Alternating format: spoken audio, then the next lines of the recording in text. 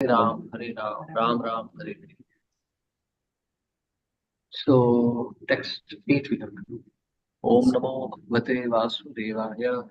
Om Namo Bhagavate Namo Vasudevaya. Bhagavate Vasudevaya. Om Namo Bhagavate Vasudevaya. Om Namo Om Namo Bhagavate Vasudevaya. Vasudevaya. Om Namo Bhagavate Vasudevaya.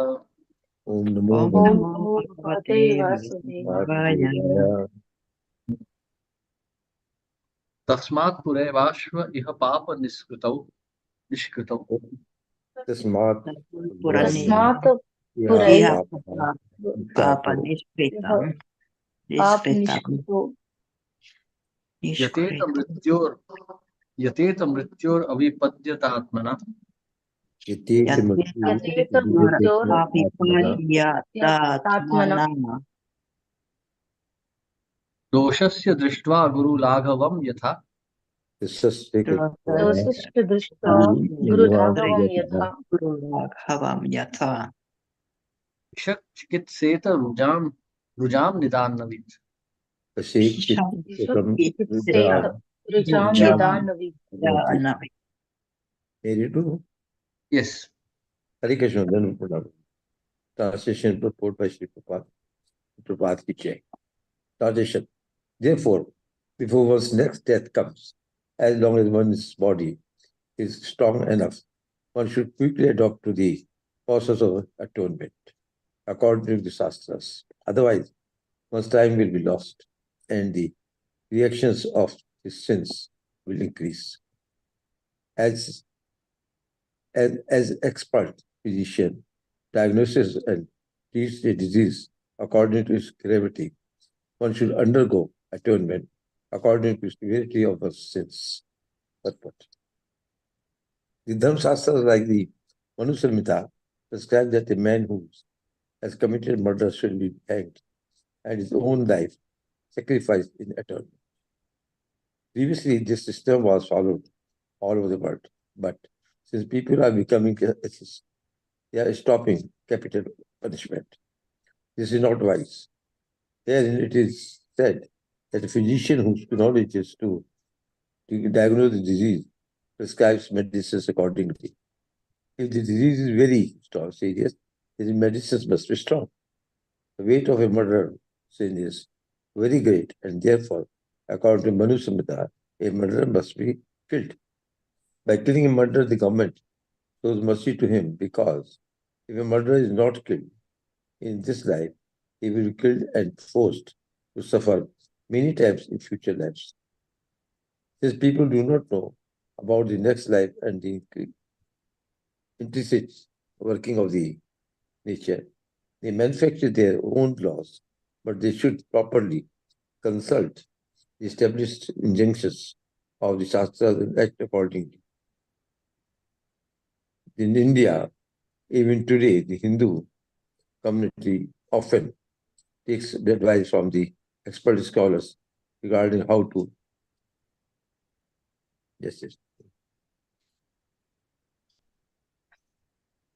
counteract sinful activities. In Christianity also, there is a process of confession and atonement. Therefore, atonement is required, and atonement must be undergone according to the gravity of one's sinful acts. Thank you, Prabhuji. Hare Krishna. Thank you, Prabhu. Very interesting point this one is actually. So why is Prabhupada elaborating so much on this process of atonement of sinful actions? One has to understand it this way, that, to the degree we are trying to enjoy the material nature, to that degree we'll have to suffer also. So if one thinks I am a devotee, how does it matter? No, it's not like this. Even if you're a devotee, and if you violate the laws of nature, you will have to suffer. I am a devotee. If I jump into a river, I will drown. I mean, the river won't say, okay, he's a devotee, let me not drown him. No, laws of nature will act. So what we have studied in the fifth canto, the descriptions of the hellish planets, that is pertaining to material nature. So if we are trying to enjoy the material nature, we have to suffer also accordingly. So this material world, because you are a devotee, doesn't mean that you don't have to work. If you want to buy bread, you still have to do some job. You can't say I'm a devotee, so everyone should just pay me for doing my stuff. Of course, there are many devotees who are living like that now, but Bhakti Siddhanta Saraswati Thakur is strictly against it.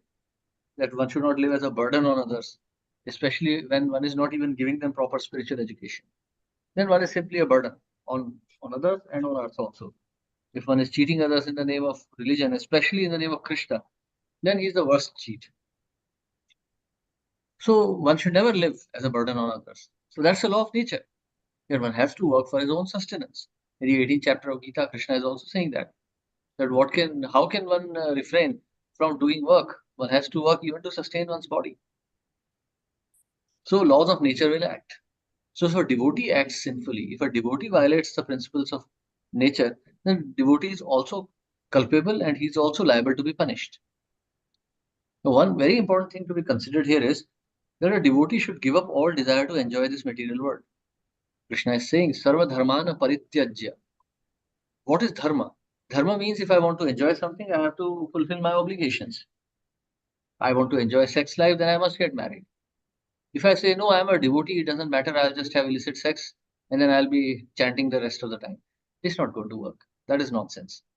Namno hi balat yasya papa buddhir. So to enjoy material nature and to think of serving Krishna, that's like Prabhupada says, that's a fantasy. You can either serve Krishna or you can serve Maya. So if one is serving Maya, then Maya will inflict some miseries also.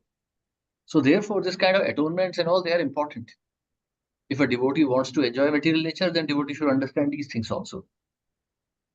However, one should understand that these atonements or any kind of yajnas to attain material benefits, all these are distractions on the path of progress. All these things will simply distract one from chanting of the holy names. Because chanting of the holy names is not simply like driving a car. You know, I mean, if you have to go from Bombay to Delhi and you drive a car, you just drive a car. You don't have to think too much about it. Chanting is not like that. It's not an activity. Chanting is the very essence of the life. Nama vina nahiko ar chauda bhuvana maje. Nama vina kichu nahiko ar chauda bhuvana maje. This is what Bhaktivinoda Thakur is saying. That besides the holy name, there is nothing really in these 14 words. The holy name is the very essence of life itself. One cannot take it as an exercise. Okay, I chant Haribol, I am chanting, that's it. No, chanting is the very essence. So if one is indulging in sense gratification and sinful activities, and then one is atoning for all of those, one will never be able to focus on the names of Krishna. Hare Krishna. Yes, any questions or comments here? Prabhuji, I have one question. Is abortion also considered as a murder? Abortion? Yes. That's worse than murder. According to the scriptures, one who commits abortion, you know, the lady or a man or anyone who's involved in abortion will never see sun again. Never sin? Sun again. Okay. That's one of the mahapap. It's one of the worst sins one can commit. But Prabhuji, like, for medical cause also, like, suppose somebody has some child which has got some anomalies. So for that reason, if the termination is advised, in that case, is that still a murder? Definitely. Suppose you have a child who is mentally retarded, and I say just shoot this child dead. What will you say? Or what will the government say? Now, suppose someone has a mentally retarded child, Down syndrome, or say schizophrenia, or some other disease, and I take a gun and I shoot the child. And when the police comes, I say, hey, actually the child was anyway mentally retarded. What was the use of keeping him alive? Will the police or the court accept this argument? So you see, a child with abnormalities is a reaction of sinful karma of the child and sinful karma of the parents. So by artificially terminating the child, one will aggravate that suffering. One is trying to escape the karma. Now imagine somebody steals something and police start chasing, and then he starts driving away. Why just escape the police? It doesn't matter. No, the punishment will double because he's committed a crime and then he's escaping the law also. So it is exactly like that. So the law has punished these parents with a deformed child, and now they are trying to escape that law. So punishment will be more severe. Prabhuji, I was not there for the fifth canto. What was the after death? What is the punishment given in the Yamloka, Prabhuji, for the murder? For murder, there's Roro, Maharoro. There are many planets. You can discuss. You can read the 26th chapter. You'll enjoy it. Okay, Quite like a horror story. 26. 26th chapter. Yeah. Okay, okay, You were Prabhuji. there for the last part of it. Last, very last part. Yeah. It's a small Not, chapter. It's I not a did very not big cover chapter. all the sense. Okay, I will go through, Prabhuji. Yeah. In fact, one of our, one of our devotees, Keshavanand Prabhu, he was a doctor. He gave up that profession. He used to say that he gave up that profession because he didn't want to interfere with karma of the people. Means by treating them well. Yeah. See, imagine if I am treating a politician, what will the politician do? After becoming treated fully, he'll commit murder and crimes and illicit sex and eating and all that. Who becomes responsible? I am only treating him. I am making him capable of committing more sinful activities. So karma becomes aggravated. Does that true, Prabhuji? Hmm? Is it true? Does that happen? Absolutely. Absolutely. It's But very dangerous. Prabhuji, it's a varnashrama, right? See, if we Hmm. consider varnashrama, like keeping the Krishna in the center, and you just do your job. Why do you want to get attached to it? Yeah. Then that So way, are you detached enough? That is the question. Are you detached enough? If you are deriving benefits, suppose you are treating, say, some politician who's a rascal, you are getting enough money for it. If you're enjoying that money, or otherwise, then you should give all the money to some temple or for donation. Then you should not keep a single penny of it. Then the karma is gone. But if you think, hey, like Krishna is saying, every action is covered with some fault, just like fire is covered with smoke. The point here is, like Kshatriyas are allowed to take intoxication, they're allowed to gamble, they're allowed to kill. But Kshatriyas mitigate this sin by taking sannyas. So if we are ready to do that, then please go ahead. Sin. If there is a sin, then there must be a mitigation also for it. Keeping Krishna in center is a very simple thing to say, but a very difficult thing to execute. Most people use Krishna as a prasadam factory. I'll put a plate in front of Krishna, Hare Krishna, and then I eat it. No, keeping Krishna in the center literally means keeping Krishna in the center. It means that my own existence means nothing. Krishna is everything for me. Manasa deha geho jo kichu mora, arpilu tuya pade nand kishora. Rakhe bhi mare bhi jo ichha tohar, nitya dasa prati tuya adhikar. This is the meaning of keeping Krishna in the center. Unfortunately, nowadays, it has become a very cheap thing to say keep Krishna in the center. And especially Grihasthas, they do all sorts of nonsense and say we are serving Krishna. No, I mean, I know so many, like just yesterday, I got some shocking news that some of my very senior godbrothers are actually indulging in sex chats and other things. And these are very senior ones. They have been like organizing programs and other things. So that is also, just an excuse. I am keeping Krishna in the center. No, keeping Krishna in the center means maybe they are just trying, Prabhuji. Maybe they are just trying both. I mean, see, somebody we cannot, maybe they are not able to cope up that situation. It doesn't mean that they are purposely doing it. Somebody well, may trying to do being Krishna conscious. At least they are doing something for it, right? Maybe they are yeah. not able to come about that Maya. So Yeah. that is See, there, right? Krishna is putting it very simply. It's very mathematical. Ye yatha mam prapadyante tams tatheva bhajamyaham. Mam vartamanu vartante manushya partha sarvasha. Even the demon on the streets are also following the paths laid down by Krishna only. So, to the degree one surrenders, Krishna will reciprocate. So, to the degree we are attracted to Maya, we'll suffer her reactions. To the degree we surrender to Krishna, we will see Krishna's miracles in our life. So process is simple but not easy. It's a very difficult process. I mean, But climbing Mount Everest is also simple. Hmm. what is the atonement for the Kali Yuga people then? Chant more and more. Actually, the process given by Srila Prabhupada is simple. If one sincerely chants and reads and discusses with sadhus, then one will be able to give up this kind of sinful activity. I'm telling you, like, please try to understand it this way. One should not be satisfied with one's devotional service. Okay, I am good. This much is enough for me. No, that is nonsense. That is Maya. One should live in the fear of this material world. Srila Prabhupada was speaking about his sannyasis, and there Srila Prabhupada says that I am very much scared that my disciples are not scared of Maya enough. He said, my disciples are not scared of Maya, and that's a very worrisome thing. Maya is extremely dangerous. Why are people enjoying Maya? That's my question. Why do you think your family life is happy, your job is good, your career is nice? No, Maya is just putting an image in front of you. She can snatch it away any moment. Maya is dangerous. Don't play with Maya. If Maya has let you live peacefully, be thankful and surrender to Krishna. Because material world is an extremely dangerous place. Padam padam yat vipadam. Any moment anything can go wrong. Do not take this place for granted. And that's the problem. Most of the Grihastha devotees especially, they think the world is a happy place.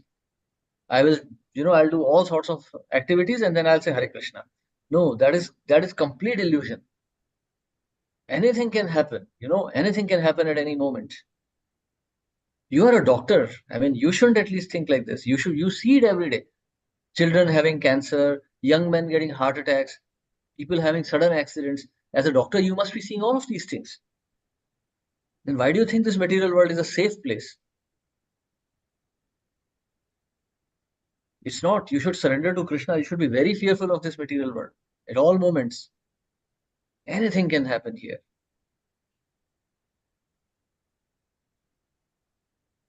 Prabhuji, in the purport it is written, in India even today the Hindu community often takes advice from the expert scholars.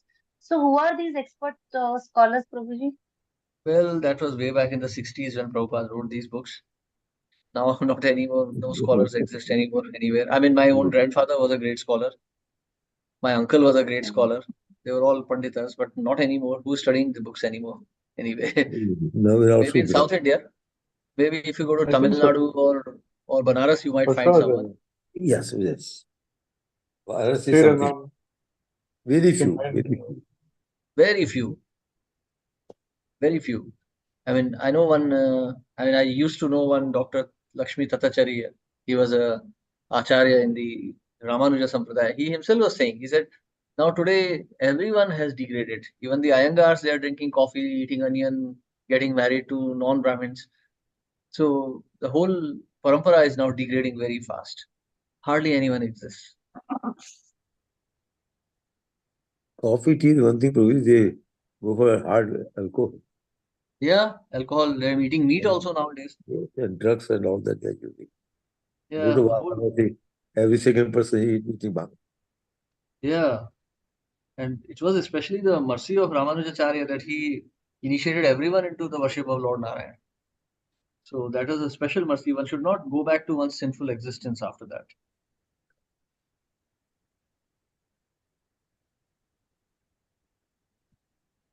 So yes, so shall we continue or someone has another question or comment? so I want to add something that basically uh, you, I mean, you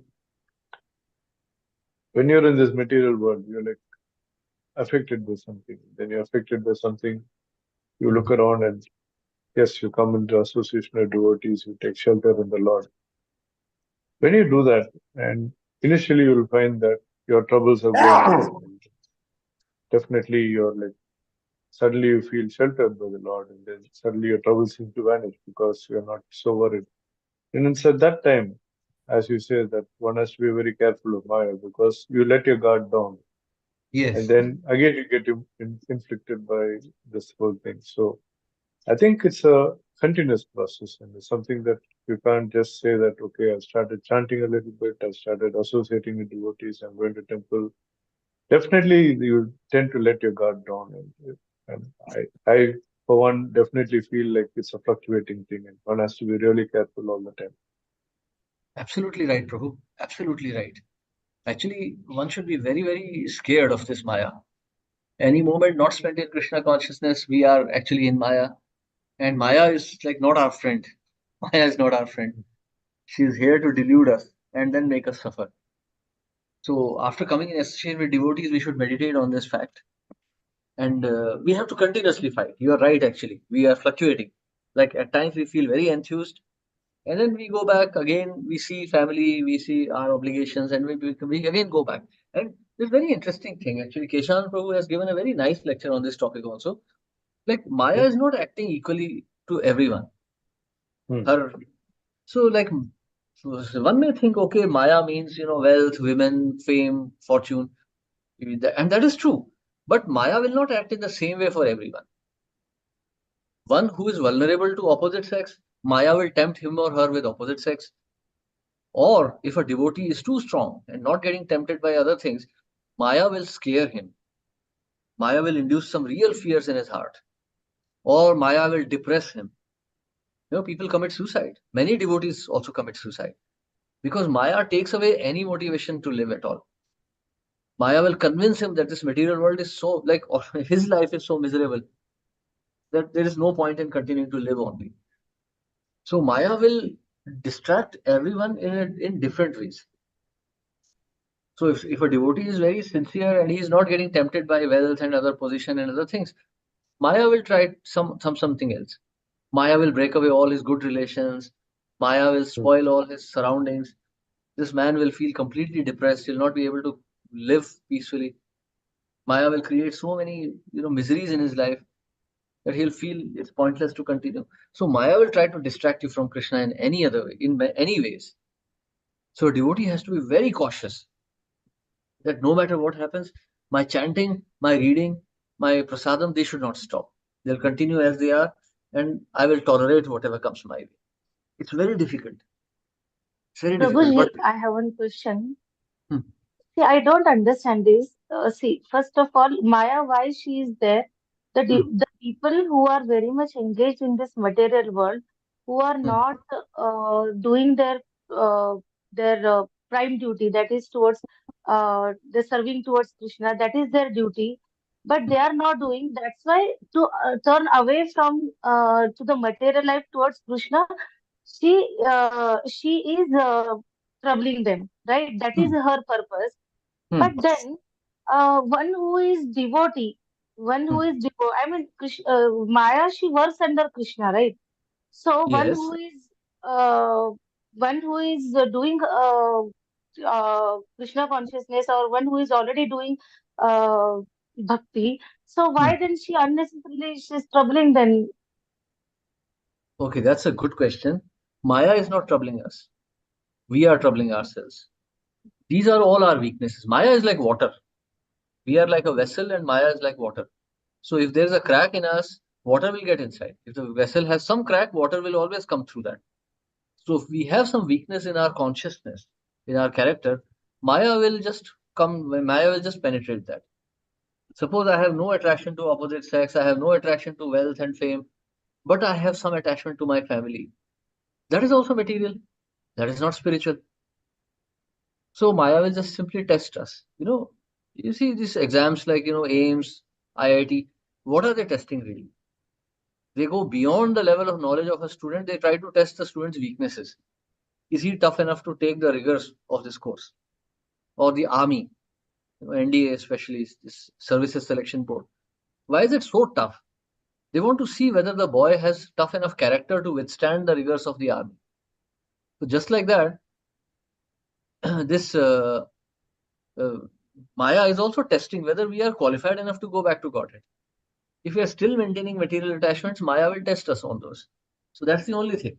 If one is strong enough, But if one takes shelter of Krishna, so Maya is also testing whether we are taking shelter of Krishna or whether we think we are good enough ourselves.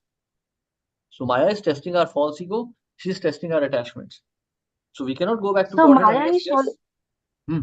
So Maya is showing our true colors actually. What is the character? Where we are lacking? And in Absolutely. fact, it is good, no, Prabhuji, because if we know that where we lack, or these are our they are our dormant qualities are there, which which were covered till now, and now that they are coming out, it's good now that we can overcome them because we Yes. have now that we have realized, okay, this is what the problem is there in me. Now Hmm. we can overcome it by doing more bhakti, and by consciously we can overcome that, right? So it's good way in that way because we will Yes. going for ahead actually instead of getting uh, saddened by it, we can just overcome by it. See, but it's not so easy, you're not understanding what I'm saying. See, these weaknesses are weaknesses. It's a good thing, but you will not be able to digest it. Now, suppose tomorrow I tell you your husband has a terminal disease. Will you feel happy about it? Will you say, "Thank you, Krishna, you have freed me from Maya"? No, you will be miserable. You're getting my point. If I tell you your child is terminally sick, no, why is this happening? Why this is unfair? You will think like this. You see, material world is an extremely dangerous place. These attachments are for a reason. So yes, it's a good thing, but Krishna is giving us in doses which we can withstand. Eventually, we are going to lose everything. So the whole point of bhakti, sadhana bhakti right now, is to purify us in such a way that we become strong enough to withstand the waves of Maya and we are able to overcome them. You Exactly, see, Prabhuji. That's what my point is. Yeah. yeah. So we So have you are become strong actually. yeah. So you have to become strong not by imagining you are strong, by actually becoming strong. What happens with grahasthas is they chant two mala and they think, okay, now I am a liberated soul. Hari bol, I am happy. No, nobody is happy. If suddenly something happens to the family, this grahastha will be miserable. I have seen so many of my god brothers and god sisters simply vanishing in thin air. Something happened to the family and they just disappeared. And all the time they were gopis and gopas of Vrindavan, and then they suddenly disappeared. So you see, we have to actually purify ourselves as per the instructions of Rupa Goswami, Sanatana Goswami, Chaitanya Mahaprabhu, Srila Prabhupada. You know, give up bad association, take up good association, restrain our senses, do not, not do extra work unnecessarily, don't entangle ourselves in material work. All those rules and regulations are there to protect us because we are weak. Even someone like Srila Prabhupada felt miserable when his father was gone, when his Guru Maharaj left. Srila Prabhupada writes, I felt completely alone when my father passed away. And when my Guru Maharaj left this world, I was completely alone, like I had no shelter in this world. So that's a sign of an advanced devotee, that he's able to perceive the misery of this world. He does not ignore it, but at the same time, he takes shelter of Krishna more and more. Srila Prabhupada didn't say that, oh, I was happy, I was ecstatic in bhakti. No. Prabhupada says this material world is a miserable place. In fact, one of the very last instructions that Prabhupada gave was that there is no happiness in this material world.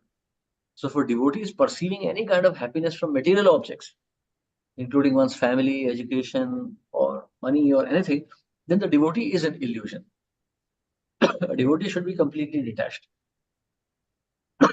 He should understand that these things have come because of my conditioning, but they are not the source of happiness. But Prabhuji, life has completely changed after coming to KC. I mean, before KC also, there Hmm. were problems, but the attitude was different. Now, even though the problems are coming, still able to take it so easily.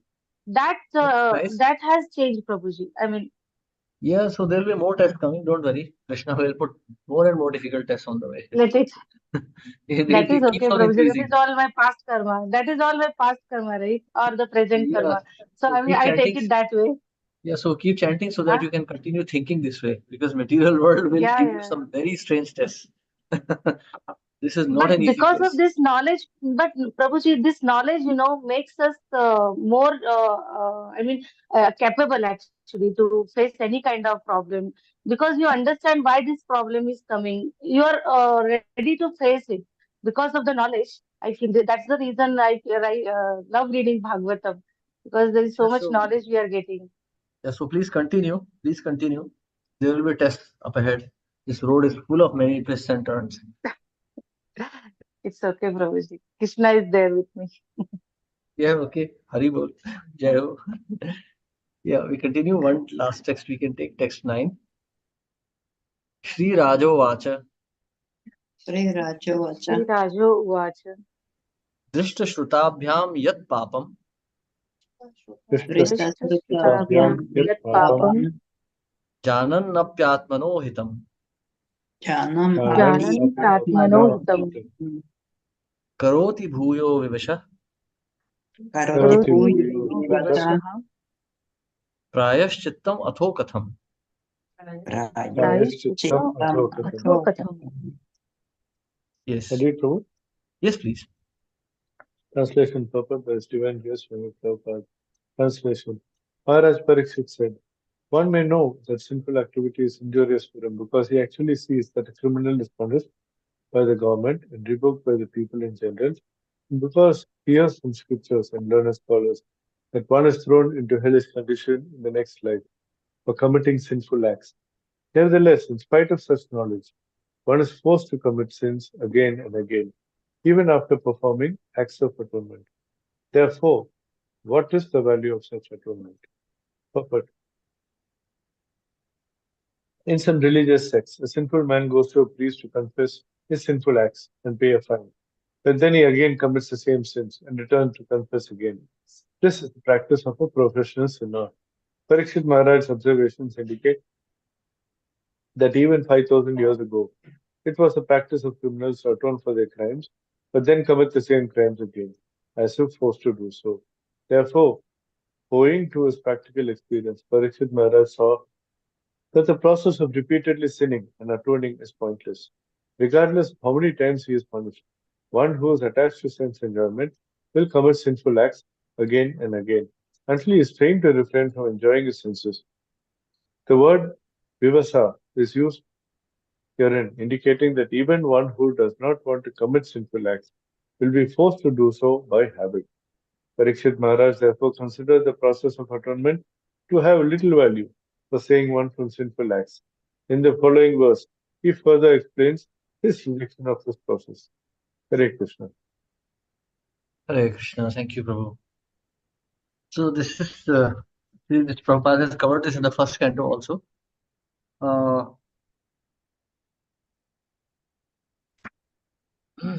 See, it's the nature of desire. A person understands, a smoker understands that smoking is harmful. An alcoholic understands that alcohol is damaging his liver. But still they are not able to give up. Like here in the West, we see all kinds of, now India also is the same thing. India and West, there is no distinction. Same kind of nonsense is going on. Like people are alcoholic, people are drug addicts, people are sex addicts. They're suffering. And yet they're not able to give up. Like I remember there was a time, there was a student of mine. He became a pornography addict. And he became sick. It affected his health, his mind, he lost his job. So many things happened to him. Just not able to give it up. Just not able to give it up. And it was pointless. One day I asked him, I said, are you even enjoying anything? He said, no, there is no enjoyment, but I just can't give it up. There is no enjoyment, but there is misery in leaving it. So you see, this is a condition of my own father was a cigarette addict. He used to smoke a lot of cigarettes till 1984. And he just couldn't give it up. He knew it was harmful. He knew it served no value, but still, that habit was not going away. So you see, this is the position of a person who becomes addicted to sinful living. Later on, we're going to see how devotional service cures it. But we should understand that we are also not at that position. In Bhagavad Gita, Krishna is saying in the second chapter, 59th verse, Vishaya vinivartante niraharasya dehina rasvarjam rasopyasya param drashva nivartate. So one may withdraw the senses from their sense objects, but the taste for the objects will not go away. If you're addicted to eating sugar, and I say don't eat, by my instructions you may stop eating, but the taste for sugar will not go away. Rasvarjam rasopyasya param drishtva nivartate, unless there is a higher taste. How can you give up a lower taste? The living entity, see, Krishna is Rasaraj. We have to understand that. Krishna is Rasaraj. Krishna is enjoying all rasas. And we are his ansha. Mameva ansha jiva loke. We are his ansha. So the same characteristics are within us also. So enjoying is a spiritual characteristic. It has got nothing to do with mind or body. It is manifested through mind and body. This desire to enjoy is manifested through mind and body. For example, if I'm living in India, I may want to enjoy some kachoris or samosas or chaat. But when I'm living in Europe, I may want to enjoy cheese or milk or something. The desire to enjoy is there, but the objects are changing. Now in Finland, I can't eat cheese or I can't eat samosa or chaat. So I have to make do with cheese and milk and candies. In India, there's samosa, there is jalebi, there is halwa, and so many things. But the common baseline is the desire to enjoy. That desire is very much a spiritual desire because mind is seeing some objects here. The senses are able to perceive some objects here and some different objects in India. The desire to enjoy changes. But the desire to enjoy remains there. Only the characteristic of that enjoyment changes. So the living entity, when he's with Krishna, he's enjoying Krishna's association. But when he loses Krishna, he comes into material world. He's covered over by his ahankar and he cannot see Krishna. Then he desires to enjoy the material nature. But the problem is, as soon as he desires to enjoy the material nature, he becomes entangled. Then he's not able to get out. Because Maya entangles him with varieties of sinful reactions and pious reactions, and then one is forced to enjoy or suffer. And the more one enjoys in this material world, the more one suffers, and the more one enjoys and suffers, the more one's memory of Krishna weakens. Because newer and newer impressions are created in the mind, and one forgets Krishna more and more. Therefore, the chanting of the holy names serves two purposes. One purpose is that it stops us from committing activities, any kind of materialistic activities, so new impressions are not formed, and it revives our old impressions of Krishna that we had many, many lifetimes ago. Therefore, chanting is the most important activity that we can do. Hare Krishna. Yes. Any questions or comments here?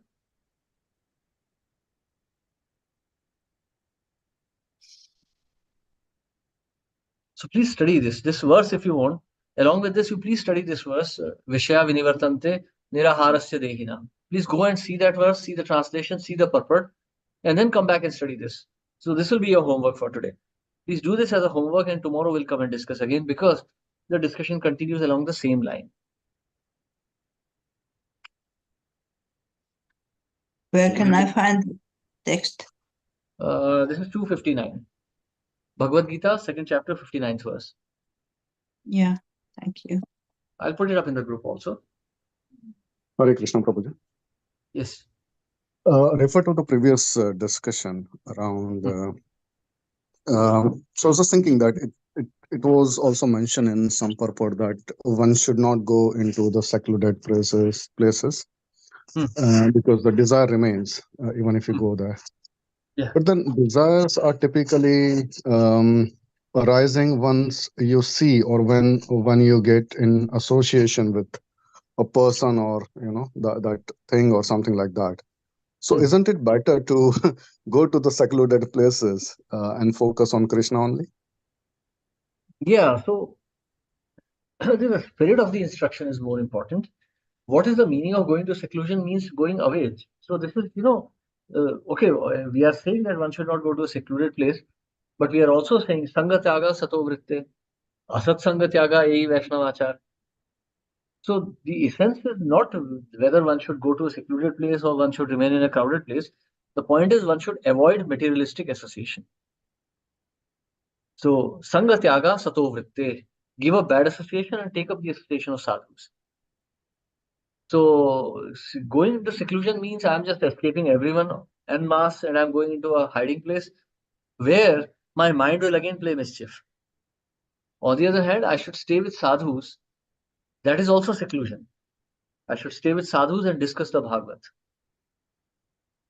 So that is the real meaning of seclusion, that I am completely secluded from materialistic association and I am now engaged only in talking about Krishna.